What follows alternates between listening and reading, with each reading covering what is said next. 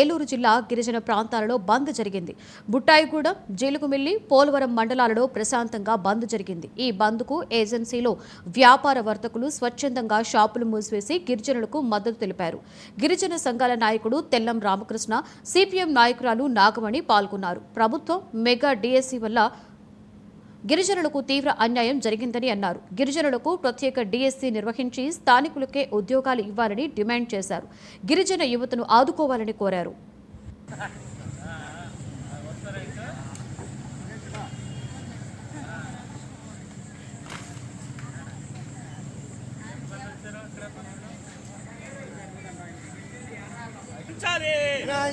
General డిఎస్సిలో గిరిజన పోస్టులు మినహా ప్రత్యేక డిఎస్సి ద్వారా భర్తీ అవ్వచ్చు.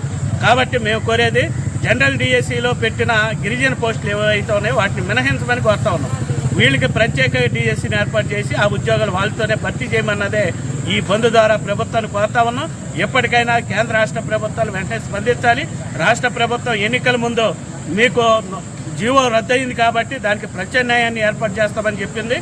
కాబట్టి ఆ ప్రత్యామ్నాయం ఏర్పాటు చేసిన ఇప్పుడు జనరల్ డిఎస్సిలో టీచరు ట్రైబుల్ ఉద్యోగాలు భర్తీ అయితే రేపు స్పెషల్ డిఎస్సిలో తీస్తే మళ్ళీ ఇబ్బంది వచ్చే పరిస్థితి ఉంది. కాబట్టి మేము వాళ్ళకి ఈ జనరల్ డిఎస్సిలో మినహాయించి ప్రత్యేక డిఎస్సిలోని వాళ్ళందరితో భర్తీ చేయమన్నదే ఈ బంద్ ద్వారా ప్రభుత్వాన్ని కోరుతా ఉన్నాం. షెడ్యూల్ మండలాల్లో జరుగుతున్నటువంటి ఏజెన్సీ బంద్ను సిపిఎం పార్టీ సంపూర్ణంగా మద్దతిస్తుంది. ప్రధానంగా ఆదివాసీ గిరిజన సంఘాలు తమ న్యాయమైన హక్కుల సాధన కోసం ఇచ్చినటువంటి బంద్ ఇది.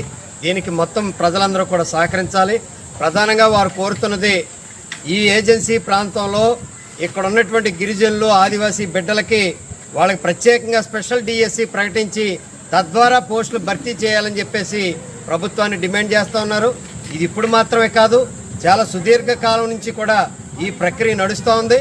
ఎన్నికల ముందు ఈ ప్రక్రియను ఆపేసినటువంటి ప్రభుత్వాల వైఖరి తప్పుపడుతూ ఇప్పుడున్నటువంటి చంద్రబాబు నాయుడు గారు, పవన్ కళ్యాణ్ గారు మేం గనక అధికారంలోకి వస్తే తప్పనిసరిగా స్పెషల్ డిఎస్సి ప్రకటిస్తామని చెప్పారు. కానీ ఇప్పుడు మెగా డిఎస్సి ప్రకటించారు. మెగా డిఎస్సి వల్ల ఈ స్థానికంగా ఉన్నటువంటి గిరిజనులందరికీ కూడా తీవ్రమైన అన్యాయం జరుగుతుంది. తిరుపతి జిల్లా చంద్రగిరి జాతీయ